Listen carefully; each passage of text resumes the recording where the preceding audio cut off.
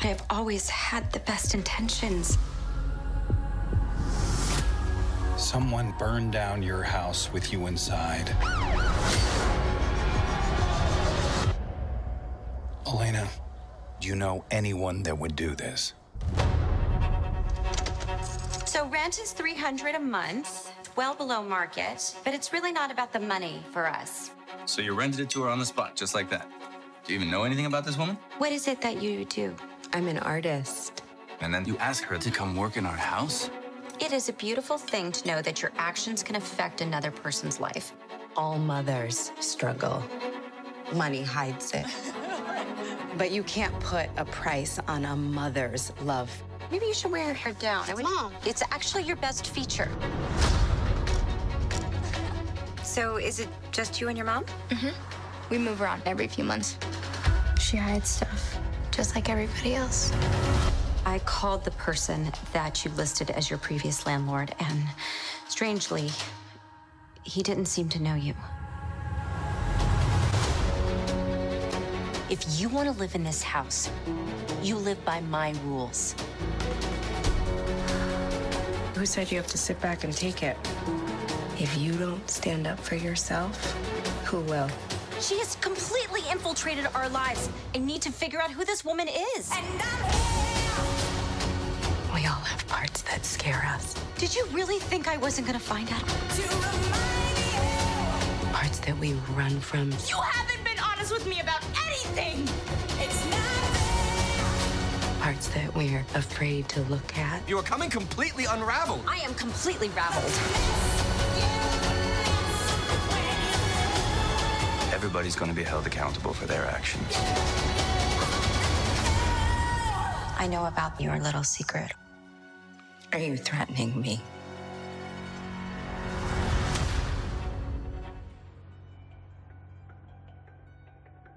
I'm Stripes. She's Spots. Yeah. And together, we're the Cool Cats. I'm Shayna, and this is my fiance, Nana. Together we're Nana. And we wanted to talk to you guys today about something very serious that's very near and dear to our heart. And that is Little Fires Everywhere. Yes. Little Fires Everywhere is a drama based on a book by Celeste Ng. Came out in 2017, and it's just a suburban drama set in 1997. It stars Kerry Washington, Reese Witherspoon. Kerry is Mia Warren, and Reese is Elena Richardson. So this is about Elena and her family, and Mia and her daughter Pearl. Episode 1, The Spark. The scene opens up with Elena talking to the police while she literally is watching her house burn down. And you hear whispers in the car of her children saying, Probably find a way to blame Izzy. and you immediately find out her and Elena, they're not on good terms. Elena, let's talk about her and who she is. She's a privileged white lady married to a lawyer who's played by Joshua Jackson. We learned pretty early on that Elena is a monster. She doesn't think about any of the class implications, and that's kind of why she's a monster regardless. Elena sees Mia and her daughter Pearl sleeping in their car in an empty parking lot, and they just so happen to be looking for a new place to live in this new town they just drove up on with all of their things. Elena happens to be renting a place that they came to look at. A nice little duplex. This is in Shaker Heights, Ohio, by the way. I love art. I can tell. Mia She has a seems- problem with Elena as soon as she meets her. Yeah, she's just instantly wants nothing to do with Unpleasant. her. She's instantly unpleasant. So she didn't really want to move into that place, but her daughter really liked it. And so she did it for little Miss Pearl. Thank you, thank you, thank you, thank you. Moody bikes on over, instantly falls in love, awestruck. So then he offers to help her. Yeah. And that's, you know, that's how you walk right into the friend zone. Friend zone. No mystery, no danger. And this girl, Pearl, by the way, the girl who plays Pearl, is a very beautiful young lady. Lexi Underwood is her real name. I think she was a really great actress in the show. Also, these kids are young. So Pearl's 15. I think Izzy's 14. Izzy's my favorite. She's an outcast at home and at school. That's kind of her background and her story. She was shunned in school because she was dating a girl who was her best friend at the time. Why did they call your sister Ellen? Like DeGeneres, Mom. Because she's funny? No. Why aren't we friends anymore? You know why? Freak. She wants to be defiant because her and her mom don't get along, so she burns her hair because her mom likes her hair. Sidebar, Izzy's burnt hair, that is one of your little fires everywhere. Mia starts to have these flashbacks of a light-skinned man in a subway. Like my wife. I thought like maybe it was Also flashbacks of a woman with braids. And then at the end of that episode, Mia develops a photo of Elena. Right. Because Mia's an artist. That's how she makes the bulk of her money, but she's also a waitress on the side. I did forget to mention Elena continued to offend Mia by offering her a job as a housemaid, aka house manager is what they called it. I've been meaning to hire someone for my house. Episode 2 opens up with a younger version of Mia. I think that this young actress played Mia very well as far as her mannerisms and the way that she would move her face and how she would express herself. And even that ugly cry. That ugly cry face that Kerry Washington gives to show some sort of like angst that she's holding back. I can't do it. bruh. So it opens up to her having sex with a man that you might speculate at the time is Pearl's father. And it cuts back to 1997 and Mia decides to accept a job at Elena's house as her housemaid. And then Pearl hates this idea because she just made friends with the Richardsons. Moody brought her over to the house, so she's best friends with everybody now, except Izzy. So Mia, as her first day as the house manager, searching through the whole house at the Richardsons. Izzy catches her going through her things because she's an artist as well, so she has art all over her room. And then they start to bond over art. And Pearl goes to her guidance counselor at school because she wants to be placed in an advanced math class. But her guidance counselor is judgmental and racist and won't let her switch. Been there, done that. It's definitely my relationship with math and the higher sciences in high school, that they were always trying to put me into some kind of remedial class or some kind of MCR class just because, I mean, essentially, it's because you're black. Because that happens to her, she goes to Elena and wants help with her writing a letter so that she can be placed in that advanced math class. Hi, Mrs. Richardson. Oh, just call me Elena. I was wondering if you'd mind reading this for me. I'm having this thing with my counselor. Oh, so you want to change your math class? Yeah. They tried to discourage minorities from taking advanced courses. It's true. You know what? I'm going to handle this. Moody's pissed about this because Pearl's been moved out of his class and placed in his older brother Tripp's class, who's a senior. Up under that way. Hey. Oh, hey. And Elena is getting more and more suspicious of Mia's background and rental history because she calls a guy who doesn't know who the hell Mia is. So Mia is caught smoking weed while she's doing her art, and she finally fesses up to having broken her last lease in hopes that Elena would just stop investigating her.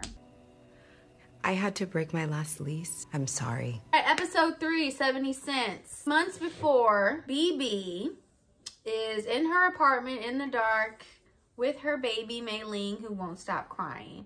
She has no money, no heat in the apartment, and she decides to place Mei-Ling in front of a fire station.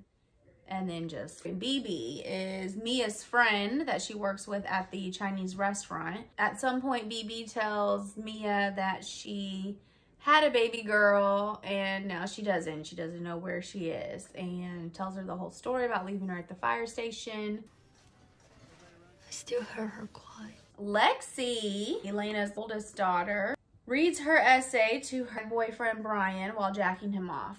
That's the scene. He does come over for dinner, and Elena immediately addresses the fact that him and Pearl are both black, so they obviously have a lot in common. Oh, you're going to love each other. I'm sure you have so much in common. Around this time, Brian also finds out that Lexi stole Pearl's discrimination experience as her own sexist version for the essay for her Yale acceptance. Because he's starting to pull away from her, upset that she doesn't realize the error of her ways, of course she has unprotected sex with him. Pearl ends up bonding with Lexi over the dress, and meanwhile, Pearl and her mom Mia are not getting along. They're fighting about stupid stuff back and forth. You know you're not like the Richardsons, right? Tripp finally notices Pearl. It was right here in this moment when Tripp noticed Pearl, you knew immediately where this storyline was going. Mia is invited to Mary Bell, aka Mei Ling's 1-year birthday party, and she kind of wiggles her way in there because Elena did mention the whole story of her friend Linda, who was trying to have a baby and couldn't, and then found Mei Ling at the fire station. McCullough's adopted her, and then they got a call that there was a 2-month-old baby girl found fire station. Mia sneaks into this baby's room. It's actually a creepy moment, and then she goes through the back of her head just to check to see that it is in fact BB's baby because she has a birthmark on her head. Well, Elena catches her, and then she flees the party. She drives to the Chinese restaurant where they work. She tells BB that she's found Mei Ling, and then she allows BB to take her car, drive to the McCullough's house, and then BB bursts in and causes a huge scene. Bruh.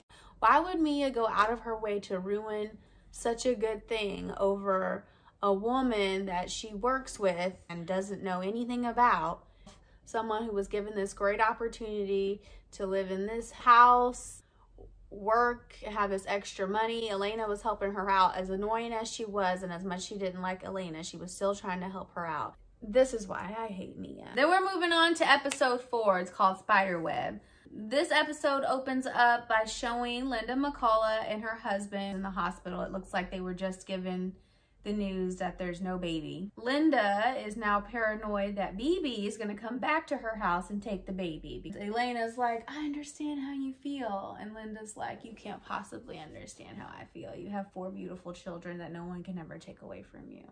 Mia and Izzy are now hanging out at Mia's house in her art studio. And of course, they also bond over their hatred of Elena and her point of views. Pearl and Lexi seem to be BFFs now. Pearl's hanging out with Lexi and the cool kids and not really hanging out with Moody anymore. BB begs for Mia's help, and Mia decides to sell her precious painting to help with lawyer fees. I'll get the money. And this just doesn't make any sense to me, because why were you holding on to this pregnancy photo all this time when you have a daughter and you guys are moving town to town with no money, and you could have used this for you and your daughter? Also, Elena is suspicious of Mia's involvement of the crazy Chinese lady who busted in the McCullough's house. Meanwhile, she's also offering BB $10,000 for her baby. Don't fight them, BB. You're gonna lose. Pearl is placed in Tripp's math class. He's failing, and she offers to help him. I could help. If you want. Yeah. Sparks fly, and they end up having sex. Just like that. I have to go. But we did it, right? Also, Mia is obviously fired as house manager. I'm not even sure why she came back to the house. After you do something like that, you just don't come back. Don't even come back. I think this is gonna be your last day. You think? Linda is approached by the media, and now the adoption case is all over the news. Yeah, this is right after she gets the lawyer. They go, they hand the lawyer the retainer, and then the media is involved. The PR was the only strategy that he had. Episode 5 is called Duo. This starts with a flashback of Elena in 1976 with her college boyfriend, Jamie. And she makes it clear that she has a plan for not only her life, but their life. And he doesn't want that life. She wants to go back to Shaker Heights and start her life there. This ends up in their separation, and she moves on and gets married and has 4 babies. Mia and Pearl keep fighting about the Richardson family. Elena and Izzy are fighting about Izzy hanging out at Mia's house. It's her, right? I saw it in her studio. When were you in her studio? I've been there every day. I'm her apprentice. You're not to go over there again. Do you understand me? Elena up and leaves town just so she can go off and investigate Mia's past. She does run off to New York, and boy is Joshua Jackson not running his household very well. The kids ain't all right. One of them is miserable.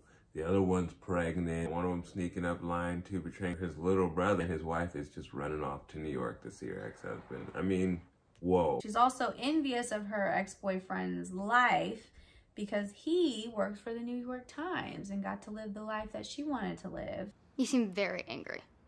Is it because she might be having BB? Or is it that she's in the New York Times and you'll never be? We find out then that Elena didn't plan on having a fourth baby, which was Izzy. So this is part of one of the reasons why she is so disconnected from Izzy. Damn it! Lexi finds out she's pregnant and she doesn't tell her boyfriend Brian. She uses Pearl's name for the clinic for her abortion. This is in the 90s. They didn't ask for any ID. She could have used absolutely anyone's name. It did not have to be her friend Pearl. On top of that, she asked Pearl and Mia to look after her after the procedure. Do you think that I did the wrong thing? I think my daughter skipped school to help you, and you thanked her by using her name. Mia also finds out that Pearl had sex with Tripp. And they're doing it inside of his secret safe hideout. space. I forgot something in my locker, so I'm gonna catch up with you guys later, okay? Probably another guy. Episode 6, flashback to Mia in New York, 1981. I've been watching you, trying to get up the nerve. Okay, you look so much like my wife. Jesse Williams is watching her because she looks like his wife and they want a baby. They offer Mia $12,000 to be their surrogate. Since she does need the money for school, she agrees, and she's also falling for her art mentor, Pauline. Anita, come here. My student I was bragging about. This is the woman with the braids that she keeps flashing back to. So both of her flashbacks are now explained. So the relationship with her professor, completely inappropriate, because this woman has to be at least 15 years her senior. She's around people her age. She can be doing this with people her age, not her professor. So you take her out. She's taking advantage of her on a mental and physical level. It just wasn't good representation of a black woman, and I didn't like it. Mia's brother dies. Warren, he's with his friends. They couldn't save him. And her mother doesn't want her pregnant at the funeral. I come from traditional people, but because I was raised by parents like this, I understand why they're like this, because they were raised like this as well, and all they know is tradition, right? So when you come from people who've been doing things the same way for long before you got here, they just want to do things the same way. I don't want to see you there because my friends are going to ask questions. You want? Yeah. Do you want That's to answer literally them? what she says. They're going to ask too many questions. And it's a funeral, so you got to think about it from this perspective. If we're just thinking about it, these are if it's like a gossipy family, which ethnic people tend to just gossip and do the same thing. Shaming and gossiping is what they're all about. So if you get there, everybody's already talking about how your son is dead, but your daughter, who never told you she was pregnant, and she's not married. And she's not married. So it's the double thing. It's one thing that you're not married and you're pregnant, or you're pregnant but you don't tell us. But now you're just showing up here pregnant. It's a bastard child. On your brother's funeral. Everybody's going to talk about it no matter what, which takes away and from... nobody's even going to understand if she were to explain the situation. Like, I'm actually a virgin and I was inserted with someone else's semen and paid to have their baby. Because, yeah, and they told her, like, we love you. We accept you, and we know that you do crazy things, and we accept that, but we can't have you at the funeral. We may not understand you, but we love you. I know you'll find another way to honor him on your own. Her mentor, Pauline, passed away from cancer, and she finds this out by her art gallerist in New York. Honey, it's Anita. She was diagnosed 2 months ago. Debilitating to treat. It also kind of does a little montage of when she does run away with Pearl as she's pregnant and she has the baby. It shows Pearl growing up in the car going from place to place until they get to Shaker Heights, Ohio. Episode 7, Picture Perfect. This goes back to July 1997, where Izzy and her friend April are at a party playing 7 Minutes in Heaven. They are making out in the closet, and Izzy is exposed as a lesbian in front of her schoolmates. Elena's husband, Bill, is the one who was representing the McCulloughs in the trial. Mia is testifying for BB. All mothers struggle, but you can't put a price on a mother's love. And Elena corners Mia in the bathroom and tells her that she knows everything. I know about them, and I know why you live the life you do. And she is so smug about it. It pisses me off. Just think about Pearl. Is fighting for someone else's child worth losing your own? I mean, who makes that kind of threat will get you killed, in my At least punched opinion. in the face. Lexi, of course, got into Yale. You got in! I got in! You didn't fill some quota to get it. You earned it. Izzy meets up with April, her ex-girlfriend. Sorry, I am. And I don't know how to take it back. And then April once again makes fun of her at school. Nurse was Cabbage Patch Dolls in high school. The differences between Izzy and Elena heighten over kids and Christmas cards. This is not about you. This is about us. And if you want to be part of this family and live in this house, then you will go upstairs and put on the fucking kids! Pearl confronts Mia about Meeby's legal fees. Enough. You haven't been honest with me about anything! Girl, Get out. no. This is my room and I don't want you in a... Get out! Get out of my room now! Mia runs off crying instead of slapping Pearl in the face for screaming at her like that. What is the 5 fingers say to the face? Slap! No matter what she did, that's her mom. I would have been slapped in the face. Period. So the reality with the court case is that BB is poor and just doesn't make enough money to take care of Maylene. Ms. Chow, you earn $2.35 an hour plus tips, is that correct? Yes. They make it very clear in the show that rich people always win. Brian and Lexi are still not seeing eye to eye, and they finally break up for good. You said that you love me. I mean, I lost my virginity to you. Also, no one has the high top fade in 1997. No. This was a huge oversight. Nobody had a high top fade since House Party. Mia shares that Pauline was a woman that she loved with Izzy, and now they're bonded for life. But it was also the day that I realized that the person I'd fallen in love with loved me back. Who was he? She. So not only their art bonds them, but their gender preference. We all have parts that scare us. Elena takes it upon herself to tell Pearl about her mother's dirty little secret. What do you mean a victim? And this is where I lose absolutely all respect in Elena. Elena is a monster. But Mia loses my respect as well, because how is she not only going to tell Pearl about her being a surrogate baby, but then take Pearl home to Mia and look Mia dead in the eye, and then Mia's not going to do shit about it? Bruh. All you ever do is lie. Oh, now getting into the last episode, episode 8 is called Find a Way. This opens up to the Richardson kids being younger, and they're doing some kind of yard sale or something, and it clearly shows that Izzy, even years prior, was the outcast of the family. It literally highlights like all their personalities really quickly. You can just see, so you know who's who. Perfect.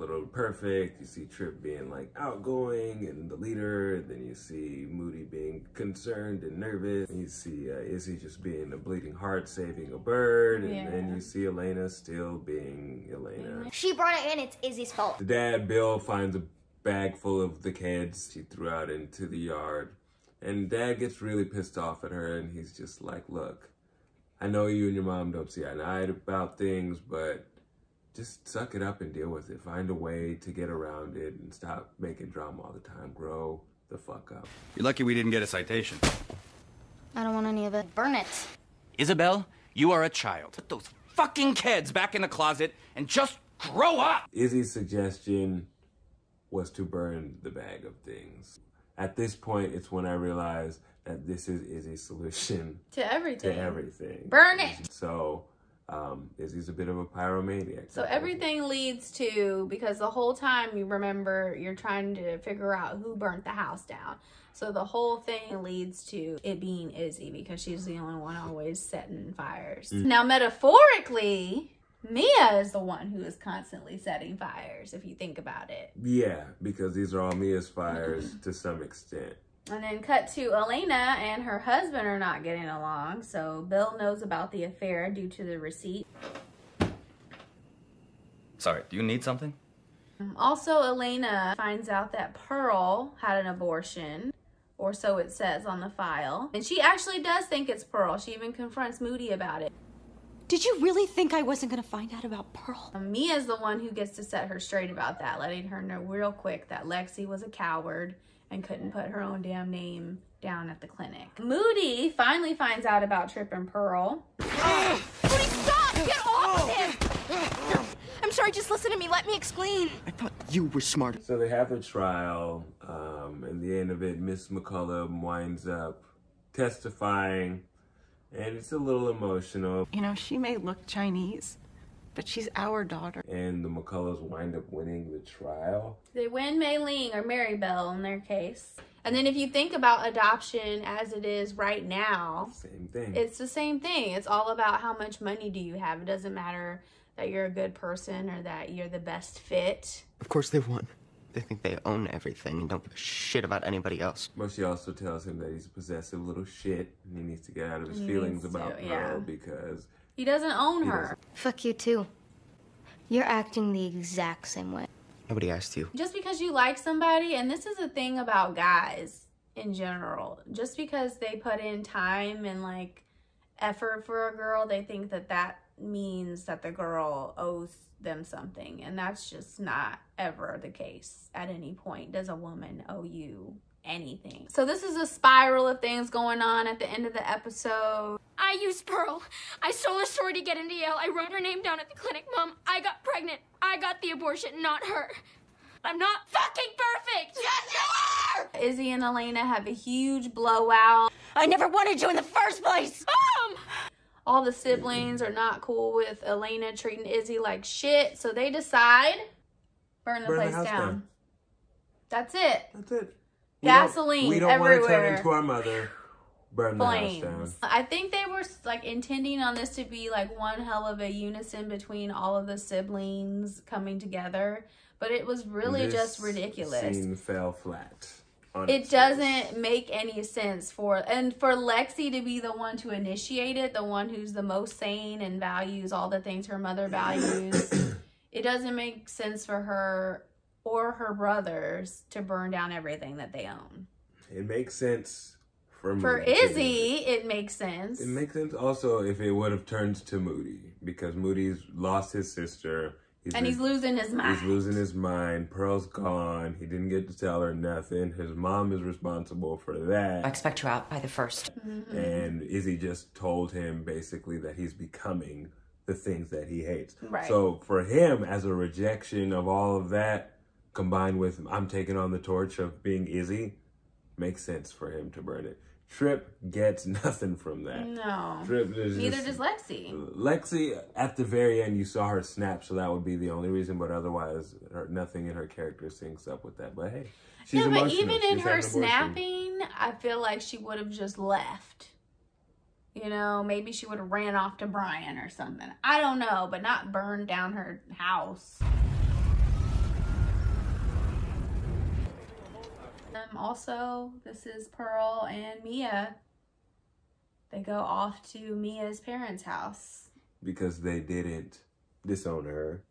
And Izzy is now out in the world on her own. In the book, it says that Izzy will go to or wherever Mia's from so that she can try to track them down, but it never does. And Elena, unfortunately, will be looking for Izzy for the rest of her life. BB sneaks into the McCollum house using Chinese magic and steals the baby that she owns biologically. She does not use not Chinese legally. magic. There's a baby monitor there. The And husband's the like, thing go back is, to if sleep, this honey. woman has already busted into my house, I have a security camera. And I just beat her in court. My baby's sleeping in the room with me. It's a baby.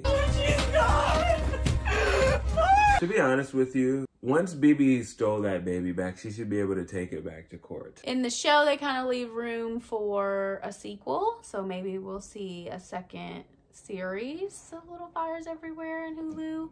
All right, anyway, guys, that's Little Fires Everywhere. Definitely check it out on Hulu. Really great acting, good little story. Maybe it didn't turn out exactly how I thought it should, but it wasn't bad. I love Kerry Washington.